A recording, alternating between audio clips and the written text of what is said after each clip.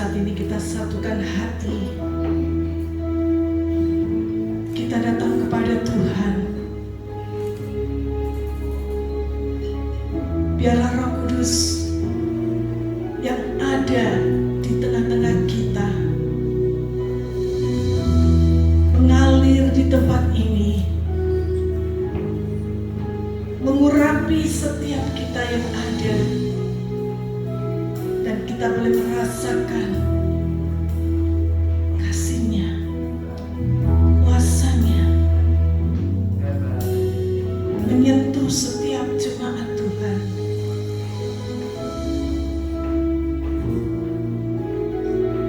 Dan setiap kita yang ada maupun yang menyaksikan secara online, kita boleh merasakan getaran-getaran kasih Allah di dalam kehidupan setiap kita.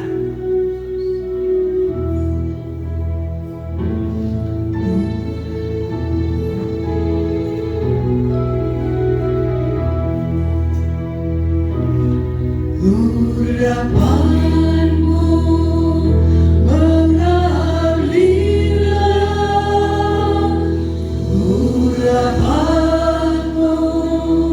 buat jiwaku, urapanmu kuatkan rohku, urapanmu yang ku perlu, urapanmu mengalirlah, urapanmu buat jiwaku,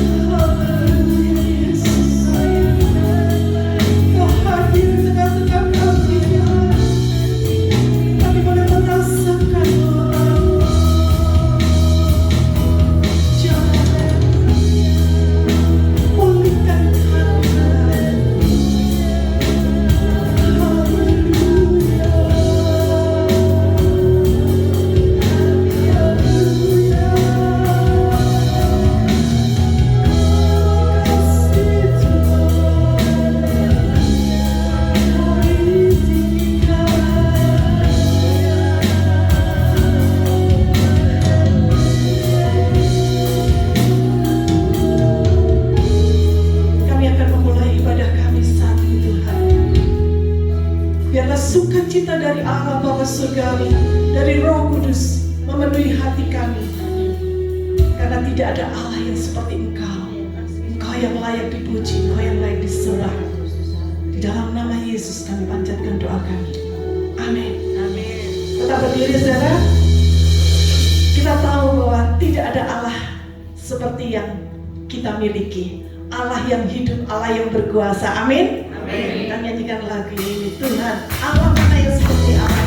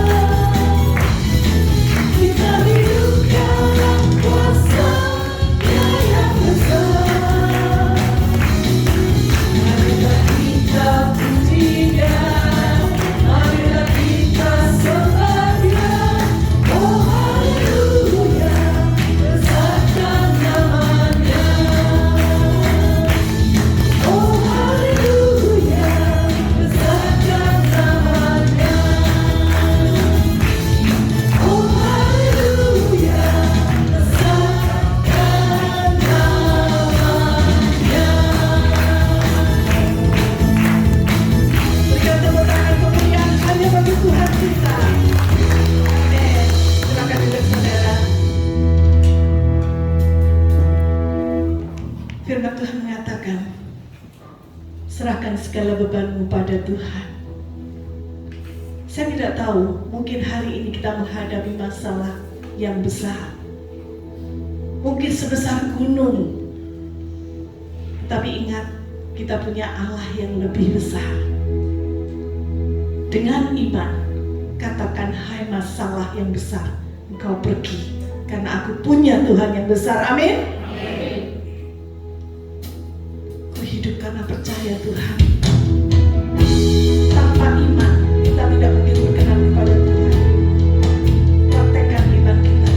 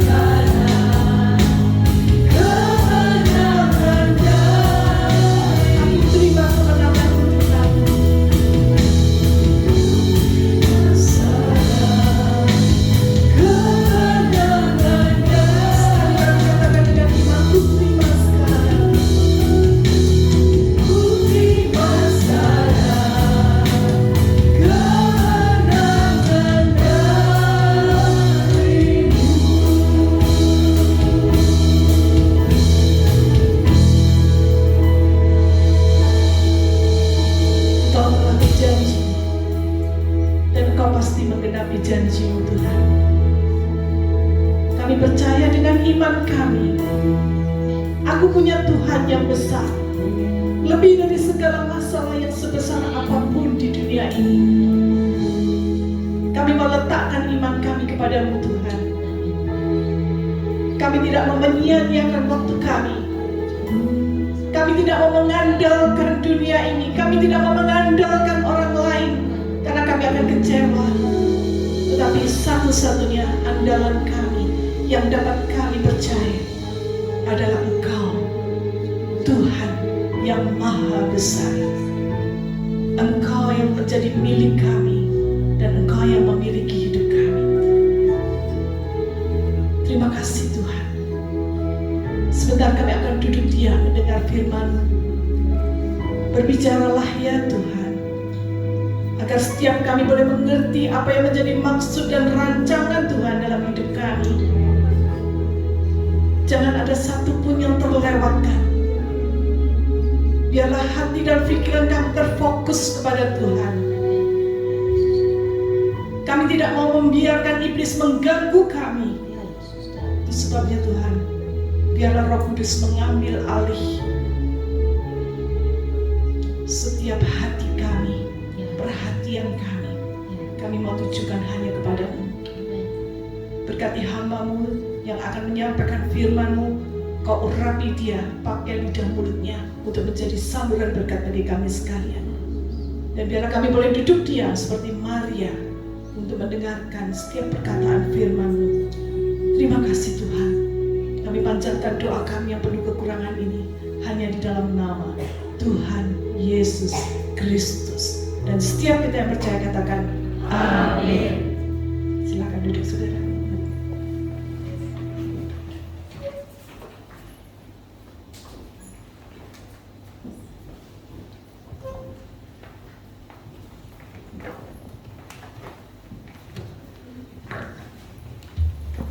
Shalom. Oh, suaranya kurang keras ya, saya tidak mendengar saudara. Shalom. Puji nama Tuhan.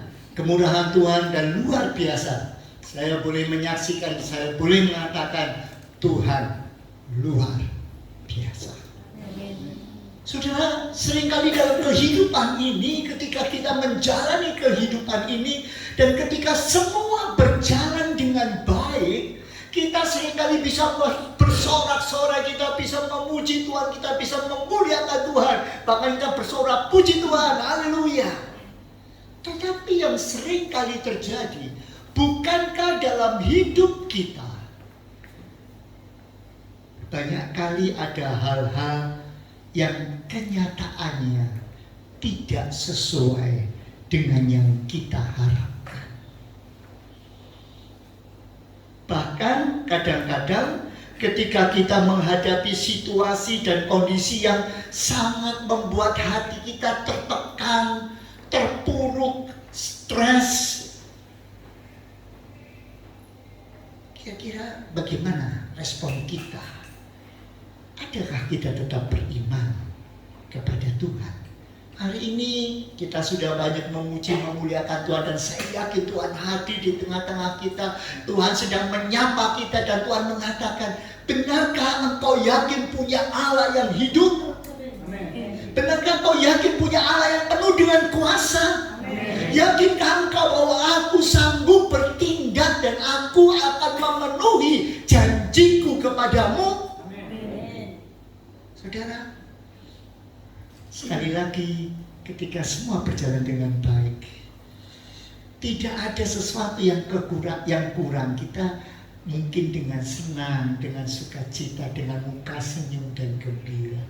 Tetapi ketika apa yang kita harapkan tidak menjadi kenyataan, bagaimana dengan kita? Itu sebabnya pagi hari ini saya ingin mengajak saudara merenungkan sebuah bagian yang saya betul-betul renungkan dan dapatkan. Saudara yang mengikuti renungan pagi, saudara akan mulai mendapatkan. Tetapi mungkin saudara tidak menghayati. Maka pagi ini saya ingin mengajak saudara melihatnya.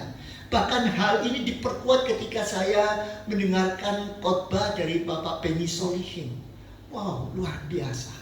Itu sebabnya firman Tuhan saya beri judul, apapun keadaannya, bagaimanapun keadaannya, situasi yang bagaimanapun terjadi, satu kata, terus maju.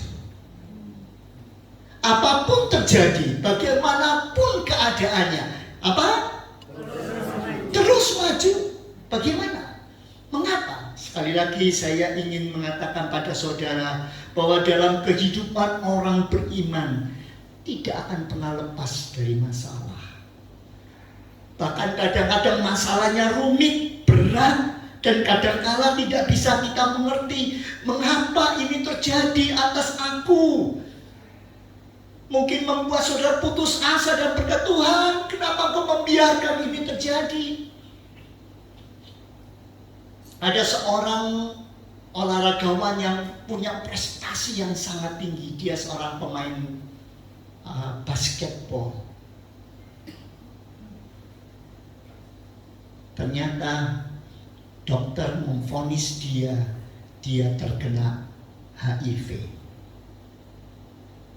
Dia bertanya, kok bisa? Dari mana? Mengapa? Kok tiba-tiba seperti ini? Tetapi apa yang dia saksikan, menurut saya adalah sesuatu yang sangat-sangat mengejutkan. Lalu dia berkata, saudara, ketika saya menghadapi vonis seperti itu, yang semula saya bertanya-tanya, bahkan saya mengatakan, mengapa Tuhan? Apa sebabnya? Mengapa Engkau biarkan? Mengapa Engkau tidak cegah? Di mana kuasamu? Mengapa Engkau tidak bertindak dan sebagainya dan sebagainya? Langsung saat itu juga saya diingatkan oleh Tuhan.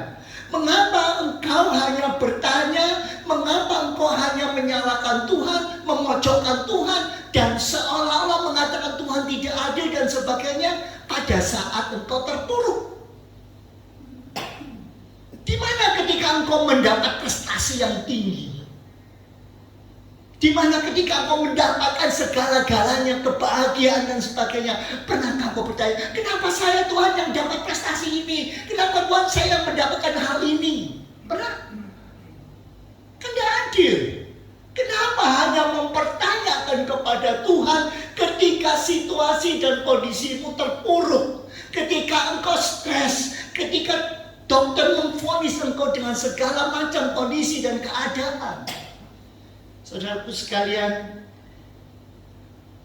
saya masih terkenang dengan kisah seorang hamba Tuhan. Seorang hamba Tuhan, orang muda yang punya panggilan khusus secara istimewa. Apa panggilan khususnya? Dia suka melayani anak-anak jalanan. Dia kumpulkan anak-anak jalanan, dia kasih makan, dia ajak bicara, dia ajak bertempat teduh sampai anak-anak itu mengenal Tuhan. Dia merasa panggilan yang kuat seperti itu sebabnya dia masuk ke sekolah teologi untuk memperlengkapi diri sampai dia lulus. Dan setelah lulus apa yang dia lakukan? Kembali dia melayani anak-anak jalanan. Sampai mendirikan sebuah yayasan asuhan, panti asuhan untuk memelihara mereka semua. Pada suatu saat dia mengajak anaknya, sudah tahu anaknya ada 5, 3 yang sudah agak mulai bertumbuh, 2 yang masih bayi. Dia ajak anak-anaknya, keluarganya dan semua anak asuhnya untuk rekreasi ke pantai. Dan ketika dia rekreasi di pantai, ketika dia sedang ada di atas mobil mau mengatur kendaraan, tiba-tiba dia melihat dari anak buahnya, anak asuhnya itu terseret ombak. Itu sebabnya dia cepat-cepat turun dari mobilnya, kemudian dia tolong. Dan betul, 2 atau 3 orang terselamatkan. Tapi ketika 2-3 orang terselamatkan, dia terseret ke pantai, dia masih mendengar ada lagi yang di sana yang tenggelam. Itu sebabnya dia ingin menggapai. Tapi ternyata gelombang besar datang menyambar dia.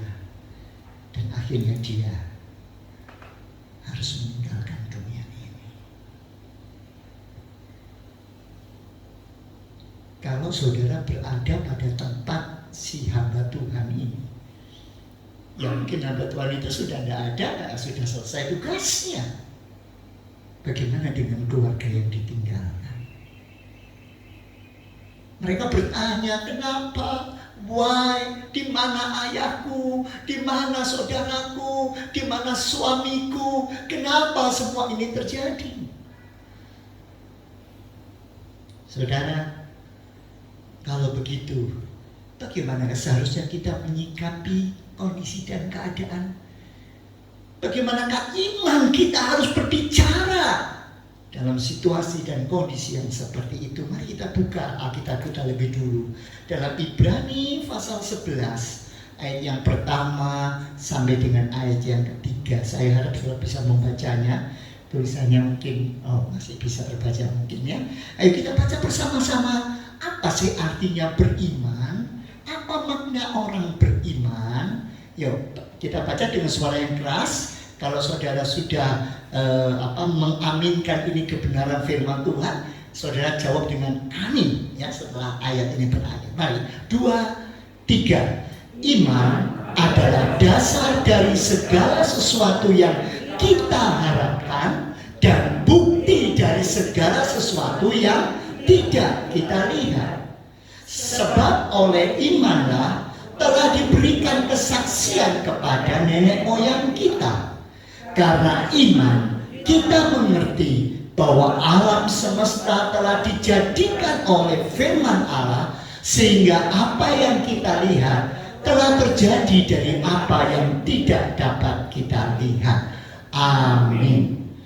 Ini terjemahan baru dan mungkin kalau saudara membacanya kadang-kadang jadi sedikit bingung. Gimana ya mengertinya ini kok? Yang pertama itu sering kali kita dengar, iman adalah dasar dari segala sesuatu yang kita harapkan dan bukti dari segala sesuatu yang tidak kita lihat. Maksudnya gimana? Ya toh? Baik, kalau saudara mau melihat makna yang sesungguhnya dari iman, tolong slide yang ketiga, slide yang keempat. Ya. Beriman ini dalam bahasa Indonesia masa kini ini lebih mudah memahaminya. Beriman berarti yakin sungguh-sungguh akan hal-hal yang diharapkan. Jadi punya harapan, punya sesuatu yang diharapkan dan dia yakin sungguh-sungguh apa yang diharapkan itu. Berarti dia mempunyai kepastian akan hal-hal yang tidak dilihat, belum kelihatan, belum bisa dilihat, tidak dipahami, tetapi dia yakin dengan sungguh-sungguh bahwa walaupun dia belum bisa melihat, dia akan mendapatkannya. Itu iman. Sehingga beberapa teolog mengatakan iman itu adalah mata bagi orang buta. Orang buta tidak bisa melihat, tetapi iman itu mata yang bisa melihat apa yang tidak bisa dilihat. Itu sebabnya dikatakan karena beriman maka orang-orang zaman lampau disenangi oleh Allah. Iman yang membuat kita disayangi oleh Tuhan. Orang yang beriman yang betul-betul yakin sungguh-sungguh akan apa yang dia harapkan, karena yang dia harapkan itulah janji Allah, sehingga walaupun belum bisa dilihat, belum ada di depan matanya, tapi dia yakin janji Allah pasti akan digenapi. Amin saudara. Mungkin masih sedikit sulit dipahami. Kalau begitu iman itu seperti apa? Nah contohnya nih, karena beriman maka kita mengerti bahwa alam ini diciptakan oleh sabda Allah. Amin. Sebentar, jangan amin dulu kalau saudara tidak yakin. Karena iman, maka kita mengerti bahwa alam ini diciptakan oleh sabda Allah. Amin. Kenapa? Pernahkah Apakah saudara yakin dan pernahkah saudara melihat ada sesuatu yang bisa diciptakan tanpa bahan atau tanpa apa itu namanya? Ya materinya, apanya, pokoknya yang membuat. Pernah sudah lihat? Apakah bisa ada laptop ini atau ada tab ini tanpa ada plastiknya, tanpa ada bajanya, tanpa ada, bisa enggak terjadi? Walaupun BIM salah BIM, itu pasti tipuan karena sudah disiapkan dulu, dikeluarkan ya kan? Tetapi kalau dari tidak ada menjadi ada, bukankah itu sesuatu yang sangat tidak masuk di akal? Gimana memahaminya? Bagaimana kita bisa mengatakan dari tidak ada apa-apa tiba-tiba bisa muncul handphone? Wah, mungkin. Tetapi iman berarti karena firman Tuhan mengatakan bahwa alam semesta diciptakan dari tidak ada menjadi ada, maka kita katakan ya, amin, saya yakin inilah kebenaran firman Tuhan. Itu iman. Belum lihat, nggak bisa dibuktikan, bahkan orang tidak mengerti. Ilmu hanya mendekati. Oh iya ya, ada punya teori Big Bang, ada macam-macam teori yang dibuat untuk mendekati saja. Tetapi sekali lagi dasar dari iman adalah percaya. Jadi apa yang dapat dilihat terjadi dari apa yang tidak dapat dilihat. Itu iman. Sejauh mana saat ini saudara mempunyai iman kepada Tuhan? Seringkali dalam hidup ini ketika kita menjalani peristiwa, situasi dan keadaan, seringkali kita merasa, aduh Tuhan, kok seperti ini? Apakah memang ini harus saya alami? Kita merasa terpukul dan seringkali stres setelah bertanya-tanya pada Tuhan, mengapa ini semua terjadi atas hidupku? Bukankah aku sudah mencintai Tuhan? Bukankah aku sudah melayani Tuhan? Bukankah aku sudah rajin beribadah? Bicara soal korban, tidak kurang-kurang loh Tuhan. Aku juga memberikan persembahan-persembahanku.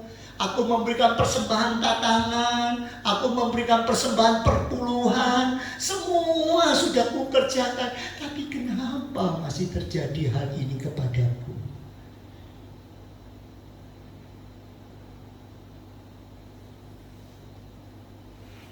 Pertanyaan mengapa dan mengapa. Ketika kita kehilangan pekerjaan, kita bertanya, Tuhan, kenapa sih Tuhan izinkan terjadi? Ketika kita kehilangan penghasilan kita, Tuhan kok tidak jagai saya sih? Ketika kita kehilangan kesehatan kita, ketika kita kehilangan orang-orang yang kita kasih, kita tanya, Tuhan kenapa sih? Tuhan tidak mengapa Tuhan mengambil dia? Bukankah kau tahu bahwa aku sangat sayang sama dia? Kenapa Tuhan ambil? Dan kenapa sekarang? Kenapa tidak besok-besok aja? Kenapa tidak saya dulu? Seringkali kita bertanya-tanya seperti itu. Apalagi ketika kita divonis dengan suatu penyakit yang mematikan. Belum lagi kalau kita mempunyai keluarga di mana anak-anak yang lahir dalam keluarga kita adalah anak-anak yang berkebutuhan khusus. Kalau anak-anak itu sudah bertumbuh dengan baik, dengan bagus, ada lagi masalahnya. Kadang-kadang kita bertanya kenapa anak-anak remaja kita tumbuh seperti rumput yang liar, seperti semak berduri. Kenapa dia tidak seperti yang saya harapkan? Aku sayang dia, saya mengasihi dia, saya memelihara, saya mendedikasikan semua hidup saya untuk dia. Ternyata mengecewakan.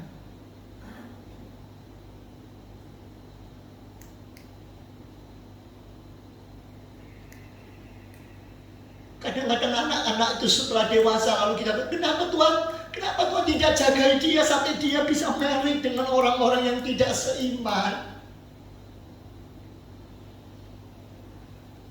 Kenapa dia tidak mendengarkan nasihat-nasihat orang tuanya?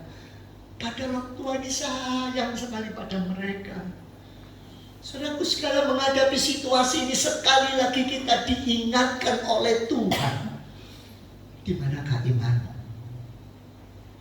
Kenapa? Sebab iman, ya, berikutnya, iman, 6. Beriman itu berarti mempercayai firman Tuhan, janji-janjinya, dan kemudian kita laksanakan dengan sungguh-sungguh. Apa yang Tuhan janjikan, kita katakan itulah kehendak Tuhan. Aku yakin bahwa apa yang Tuhan janjikan, apa yang Tuhan katakan, itu ya dan amin, dan aku mau melakukannya dalam hidup aku. Itu iman. Iman itu akan terus diuji dan dilihat, tidak peduli bagaimanapun keadaannya dan apapun akibatnya, dia tetap laksanakan firman Tuhan. Itu iman. Konsekuensinya bagaimanapun, dia tetap terus jalani. Sekalipun itu menakutkan, namun tetap mentaati perintah Tuhan.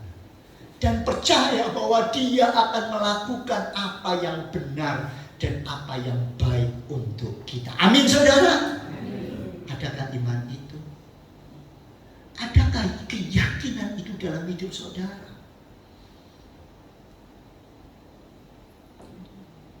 Kenapa? Nah, coba kita lihat sekarang. Yesaya pasal 55 ayat 8 sampai ayat 9. Yesaya 55 ayat 8 sampai 9. Yuk kita baca sama-sama dengan suara yang keras ya. 2, 3. Sebab rancanganku bukanlah rancanganmu, jalan-jalanmu bukanlah jalanku. Demikianlah firman Tuhan. Saudara, seringkali kita bertanya mengapa dan mengapa dan mengapa dan mengapa. Padahal firman Tuhan katakan rancangan Tuhan itu tidak sama dengan rancangan kita. Maukah kita berserah, maukah kita menyerah penuh kepada kehendaknya? Kenapa? Ayat yang ke-9, baca sama-sama. 2, 3. Seperti tingginya langit dari bumi, demikianlah tingginya jalanku dari jalanmu, dan rancanganku dari rancanganmu. Amin, saudara. Rancangan Tuhan itu jauh lebih tinggi. Mungkin kita tidak bisa melihat, mungkin kita tidak bisa mengerti. Tetapi ingat, kalau engkau patuh, engkau taat, terus berjalan pada jalannya, maka ketahuilah apa yang Tuhan sediakan, apa yang Tuhan sedang lakukan, itu yang terbaik bagi hidup saudara. Dan dia sedang melakukan sesuatu yang asal tetap percaya, tetap taat dan patuh. Jadi iman itu tetap taat dan patuh kepada Tuhan. Apapun terjadi, apapun risikonya, bagaimanapun juga, tetap jalan terus pada jalan Tuhan. Apapun yang sedang menggoda, apapun yang sedang mempengaruhi, apapun yang sedang terjadi, jangan sampai itu mempengaruhi hidup kita dan kita meninggalkan Tuhan. Itu sebabnya, coba sekali lagi, slide kelima. Apa kesimpulannya? Rancangan Tuhan ku besar. Rancangan Tuhan bukanlah rancangan kita. Mau gak menyerah sama Tuhan? Lu Tuhan gak bisa Tuhan kalau gak dia. Aku gak mau. Pokoknya hatiku sudah terpatri mati. Itu adalah gadis pujaanku. Kalau gak sama dia, aku gak mau pokoknya Tuhan. Aku gak pokoknya. Rancanganku bukan rancangan. Seringkali dalam hidup kita terlalu ngotot. Sebetulnya kalau mau jujur, bukankah itu egoisme kita? Egoisme kita. Aku harus sama seperti seorang bayi. Bayi itu taunya apa? Nyer, minta minum. Gak peduli, mamanya itu capek sekali, kepingin istirahat sebentar aja, kepingin mandi sebentar supaya seger ini sudah gitu. Gak peduli, minta diganti. Langsung pokoknya sudah baru meletakkan kepala, lagi sudah, waduh. Itu baby. Saudara mau tetap jadi baby?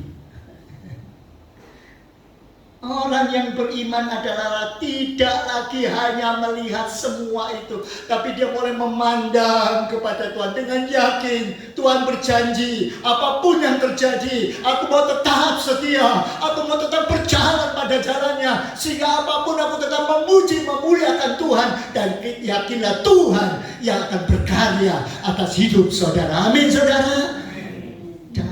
Jangan mundur dari iman. Apapun boleh terjadi, Tuhan minta kita tetap percaya. Tuhan minta kita percaya dan tetap percaya, tetap melekat pada Tuhan. Walaupun mungkin ketika bertanya, Tuhan kenapa ini terjadi, dan Tuhan tidak menjawab kita. Apakah memang Tuhan tidak sayang? Apa memang Tuhan tidak mau memperhatikan saudara? Apakah Tuhan tidak menjawab saudara? Bukan. Seringkali justru Tuhan tetap diam. Untuk apa? Untuk menunjukkan bahwa aku itu loh mengasihi engkau.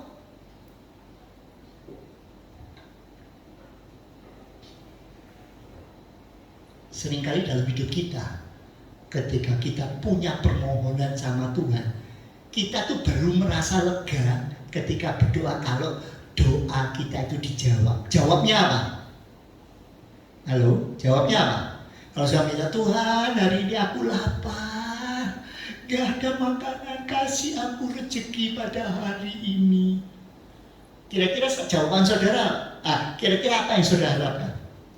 Ada makanan, dia kan entah gimana, pokoknya ada makanan. Dia kan, itu kan baby saudara. Bagaimana kalau Tuhan menjawab? Wait, tunggu dulu. Karena jawaban Tuhan bisa ya, tapi Tuhan bisa menjawab, tunggu dulu, aku mau memproses kamu.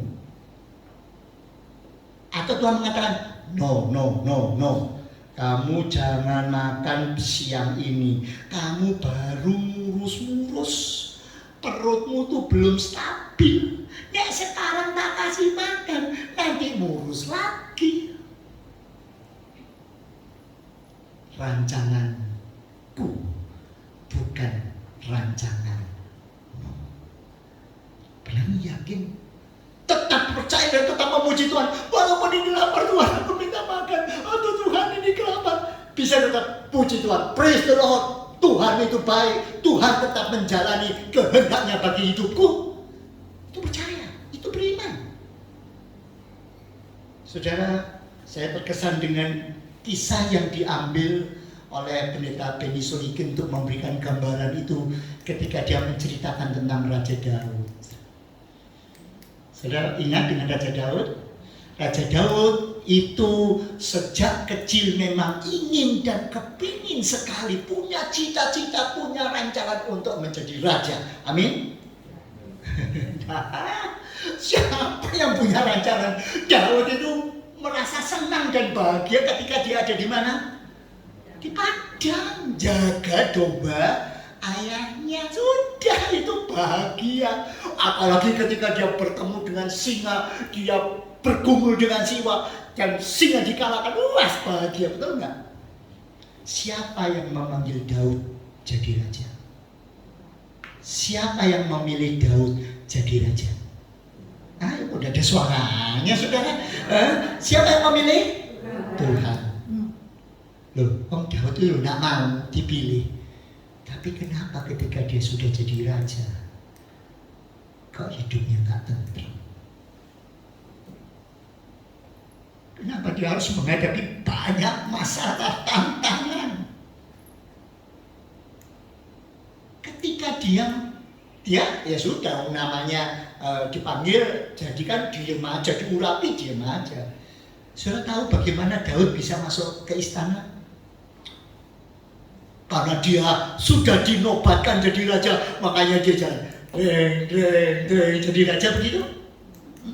Kapan dia bisa masuk raja? Masuk istana? Gara-gara Saul sering kerasukan oleh roh jahat. Butuh seorang yang bisa main kecapi, main musik, sebab ketika dimainkan musik itu roh jahat itu pergi.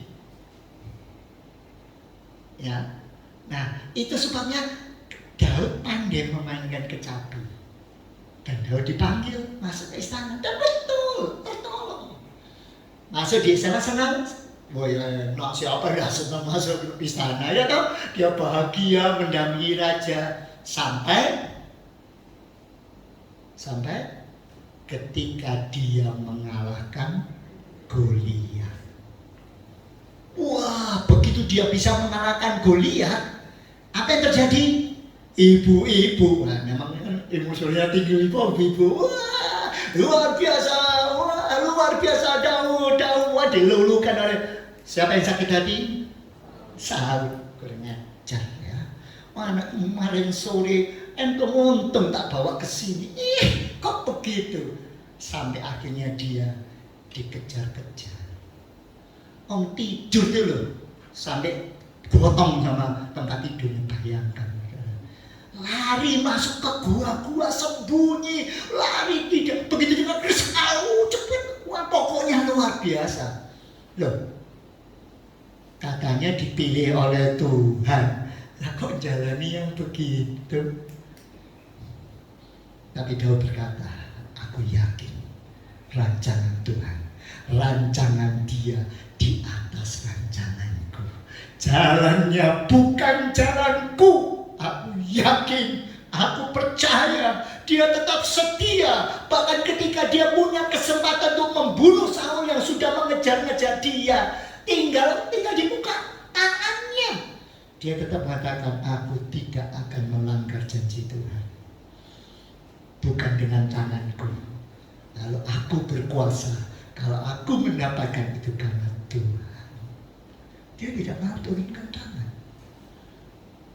Luar biasa bukan?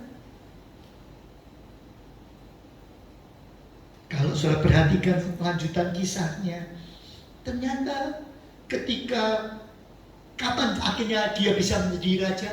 Ketika saat orang-orang Filistin mengepung Israel. Dia lari, dikepung, ketakutan. Dan siapa yang ketakutan? Bukan hanya rakyat, Raja Saul sebagai raja takut. Dan akhirnya bunuh diri. Makanya Daud memukul mundur semua orang Filistin. Dia masuk ke Yerusalem dan dia menjadi raja di sana.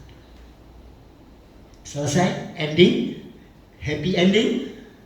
Halo? Happy ending? Nah, di kerajaannya masih masalah lagi. Diberontak oleh anaknya, anak-anaknya tidak karu-karuan, saudara sama saudara gegeran, sampai bertengkar hebat. Bahkan anaknya perempuan diperkosa oleh anaknya laki-laki. Aduh, pokoknya pusing ya, pusing. Saya tahu di sini letaknya. Apa artinya beriman? Beriman itu berarti betul-betul yakin dan percaya tetap berjalan pada jalan Tuhan. Sebagaimanapun susahnya, bagaimanapun sulitnya, dia tetap tidak akan mundur dari Tuhan. Dia yakin dengan kehendak Tuhan, dia jalani dengan sungguh-sungguh. Sehingga akhirnya apa yang dia katakan ini yang sangat indah. Mazmur 131 ayat 1 sampai ayat yang ketiga. Mazmur 131 ayat 1 sampai ayat yang ketiga. Oke, kita baca bersama-sama. 2, 3. Nyanyian ziarah Daud. Tuhan, aku tidak tinggi hati dan tidak memandang dengan sombong. Aku tidak mengejar hal-hal yang terlalu besar atau hal-hal yang terlalu ajaib bagiku. Artinya Daud tidak mau menyalahkan Tuhan dan tidak mau bertanya, kenapa? Bukankah aku berjasa? Bukankah aku raja? Bukankah aku sudah begini? Bukankah aku sudah begitu? Enggak, aku tidak mau bertanya kepada Tuhan. Ya, ayat yang kedua. Ayat 2, 3. Sesungguhnya aku telah menenangkan dan mendiamkan jiwaku seperti anak yang disapih berbaring dekat ibunya. Ya, seperti anak yang disapih jiwaku dalam diriku. Menghadapi semua itu dia mengatakan, perumpamaannya, aku seperti anak bayi yang disapih oleh ibunya, berada di samping ibunya. Tetap tenang, aku yakin selama ibuku ada di sampingku, aku tenang. Ayat yang ketiga, nanti kita bahas. Berharaplah kepada Tuhan, hai Israel, dari sekarang sampai selama-lamanya. Kenapa perumpamaan yang Daud pakai di situ bagaikan anak bayi yang disapih di samping ibunya?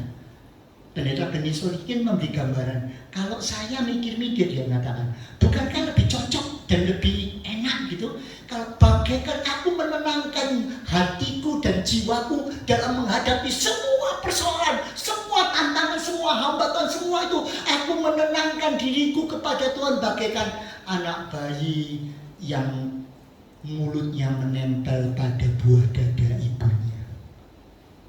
Enak kan? Lu kan bisa merasakan nikmatnya. Wah. Tapi Daud tidak memakai istilah itu. Dan ini yang mengejutkan ketika dijelaskan. Kenapa kok tidak seperti bayi yang menempelkan mulutnya ke buah dada ibunya, tetapi seperti anak bayi yang disapih di samping ibunya. Kalau anak baby cuma untuk dapat yang penting dapat tidak peduli bagaimanapun.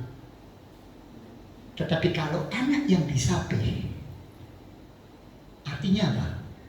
Dia sudah nggak boleh lagi. Tetap tenang.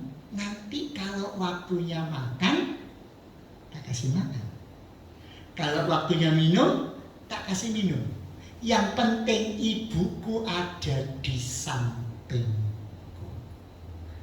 Dia pasti akan menggenapi, dia pasti akan memenuhi, dia pasti akan memberikan yang kuperlukan pada waktunya. Itulah iman. Tidak, Tuhan, ayo Tuhan, cepat Tuhan, kenapa ini, kenapa kok tidak keluar, ayo mana jawabannya? No, itu baby yang cuma maunya horok-horok, ayo, pokoknya kalau makin tidak mau ditolong, tidak mau, pokoknya mengupayakan supaya cepat dapat. Itu bukan orang beriman.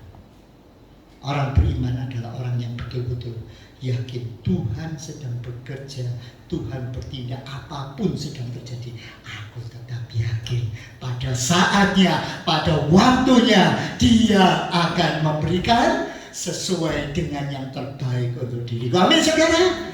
Tetap beriman. Saudaraku sekalian, klik berikutnya, ke-7. Itu sebabnya di dalam Yesaya 58 kata, sebab rancanganku bukanlah rancanganmu, jalanmu bukanlah jalanku, demikianlah firman Tuhan. Saudaraku sekalian, saudara pasti mengenal seorang penyanyi gospel, penyanyi rohani yang sering dipakai oleh Billy Graham dalam KKR-KKR-nya. Pada suatu hari Thomas Dorsey, dia dipanggil untuk mengikuti acara KKR yang diadakan di St. Louis. Pada waktu dia diundang untuk ke sana, hatinya bingung. Kenapa? Karena pada saat itu istrinya sedang hamil tua dan sakit. Sudah hamil tua, sakit. Dia pikir nggak berangkat. Ini gimana? Itu pelayanan. Ini pelayanan. Sekarang Kalau nggak pergi pelayanan, lalu gimana? Akhirnya istrinya berkata, sudahlah Pak, berangkat toh, jalano saja, layani Tuhan. Dan dia pergi. Betul, selama 3 hari dia terus memimpin pujian, dia menyanyi lagu-lagu untuk memberikan kebangkitan yang luar biasa. Pada hari ketiga, setelah dia turun dari panggung, ada sebuah telegram yang diberikan kepadanya. Apa isi telegramnya? Istrinya meninggal.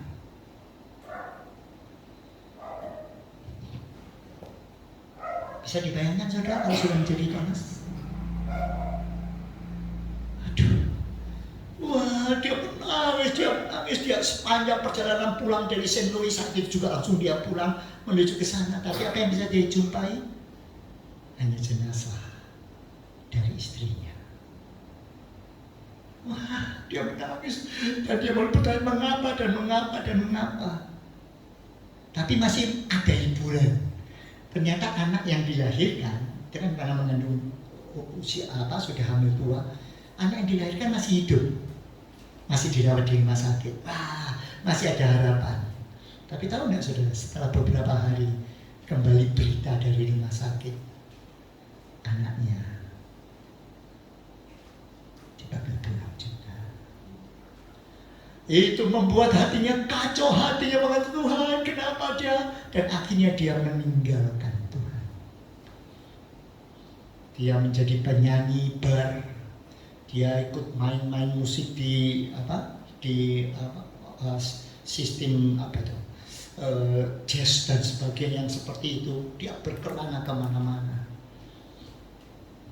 Sampai akhirnya pada suatu hari, ketika dia sedang mengantar temannya pergi ke sebuah toko musik untuk mencari alat, dia duduk di ujung.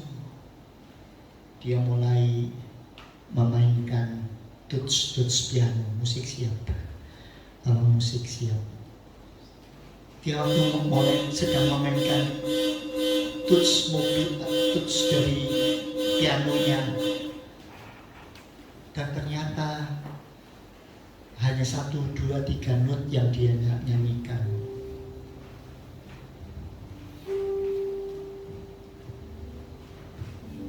Tapi akhirnya dia merasa, Tuhan, aku ingin kembali. Dia teringat masa-masa di mana dia melayani Tuhan, di mana dia menyerah sama Tuhan. Dia melakukan semuanya. Akhirnya pada saat itu dia menemukan sebuah lagu. Precious Lord, take my hand, lead me on, let me stand. I am tired, I am weak, I am low. Through the storm, through the night, let me hold to the light. Take my hand, precious Lord, let me hold. Dalam bahasa Indonesianya, Tuhanku, bimbinglah tanganku, peganglah, ku letih, ku lesu, ku lemah.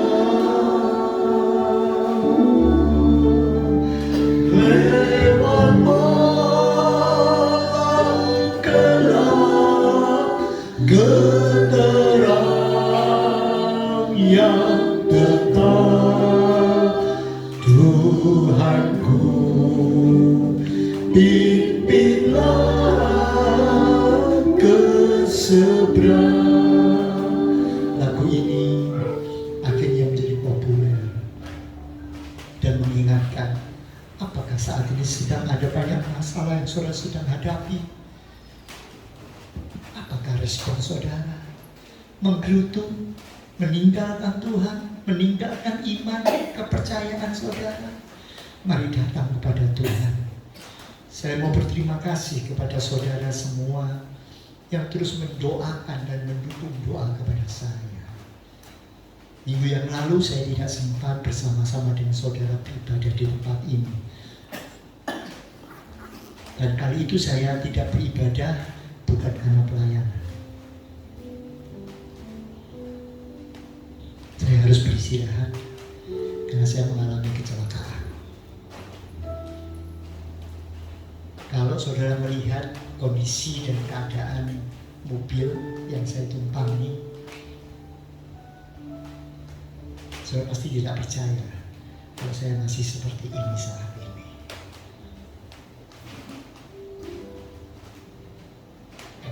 Yang atas itu terbuka ke belakang, persis lewat hanya beberapa inch di pipi saya, terus masuk ke belakang gitu. Tapi puji Tuhan, saya tetap melihat segala sesuatu yang Tuhan izinkan itu baik. Tuhan mengingatkan saya, kalau lelah jangan diteruskan, cepat istirahat, tetap terus melihat kepada Tuhan. Dan puji Tuhan, pagi hari ini saya boleh berdiri di tengah-tengah saudara dan saya boleh menyaksikan inilah kemurahan Tuhan, inilah anugerah Tuhan. Dan Tuhan kalau masih memberi kesempatan, berarti Tuhan masih memberikan waktu untuk saya boleh melayani Dia. Amin saudara. Terus mari kita datang kepada Dia. Saat ini kita tundukkan kepala kita bersama-sama. Mari kita mau datang kepada Tuhan. Saya ingin mengajak saudara nyanyikan, saat ku tak melihat jalanmu, saat ku tak mengerti rencanamu, namun tetap ku pegang janjimu. Hatiku percaya, tetapi yakin apapun sedang terjadi, apapun sedang saudara alami, beratnya bagaimanapun juga tetap yakinlah Tuhan tidak akan pernah melewati janjinya. Dia tetap akan memberikan yang terbaik untuk hidup ini.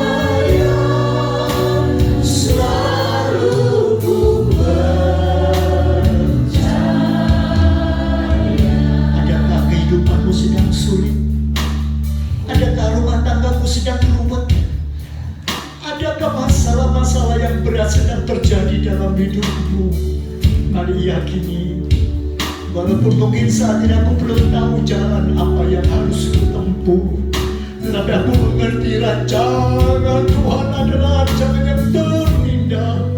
Aku tetap memegang janji-Mu Tuhan, pengharapanku hanya padamu. Nyanyikan diri dengan satu kesungguhan imanmu kepada Tuhan. Aku tetap percaya janji-Mu, ya dan amin. Nyanyikan lebih dengan hatimu, dengan perasaanmu dan dengan segenap jiwamu, katakan, saat ku tak melihat jalanmu, saat ku tak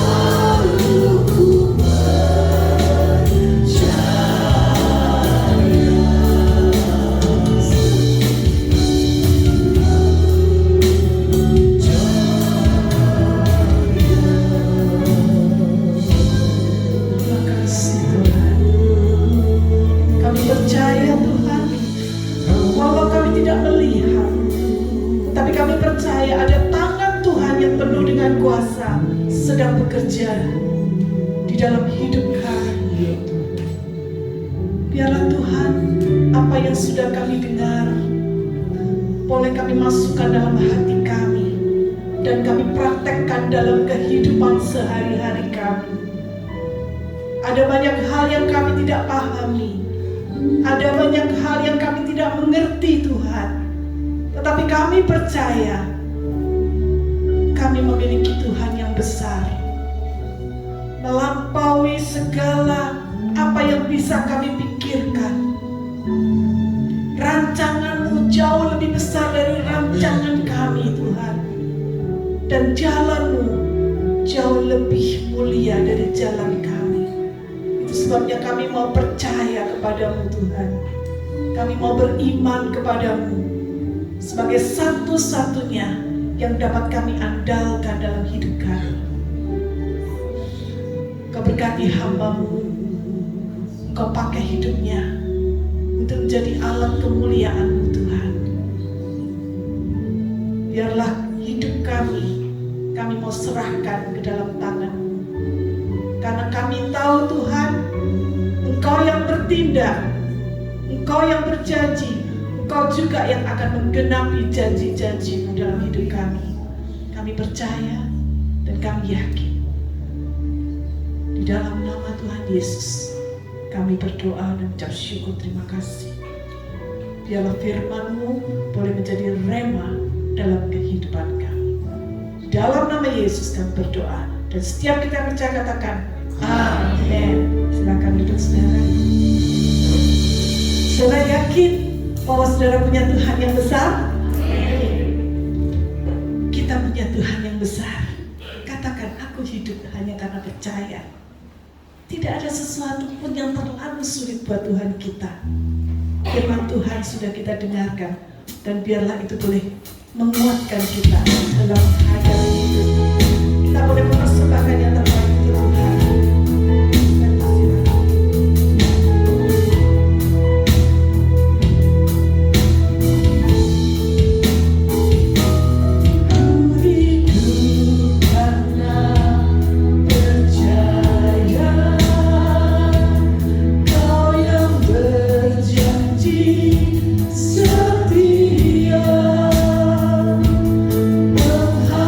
Mengharapkanku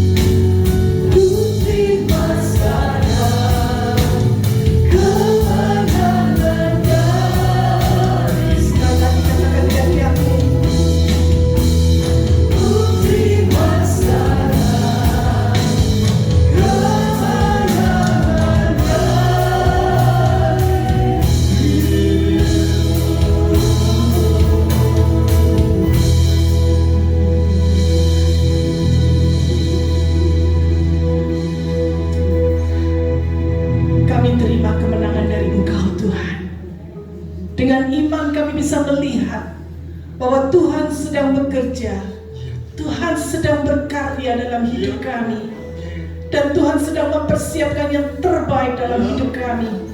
Walau saat ini Tuhan kami belum melihat, tetapi dengan mata iman kami percaya bahwa satu kali kami akan tahu Engkau sudah melakukan semua yang terbaik dalam hidup kami. Terima kasih Tuhan, biarlah firman-Mu boleh terus kami tanam dalam hati kami dan bertumbuh dengan subur, sehingga kami boleh terus beriman saat kami tidak melihat jalan, tetapi kami percaya ada jalan yang lebih baik yang Tuhan sediakan dalam hidup kami. Terima kasih Bapa, terima kasih. Biarlah Tuhan memberkati setiap kami yang sudah mendengar firman-Mu dan menanamkan ini dalam hidup kami. Mari saudara, kita angkat kedua tangan kita di hadapan Tuhan. Kiranya berkat dari Allah Bapa Surgawi, kasih karunia dari Tuhan Yesus Kristus, dan persekutuan dengan Roh Kudus akan menyertai engkau dimanapun engkau berada. Pulanglah, jadilah berkat, dan terimalah berkat Allah.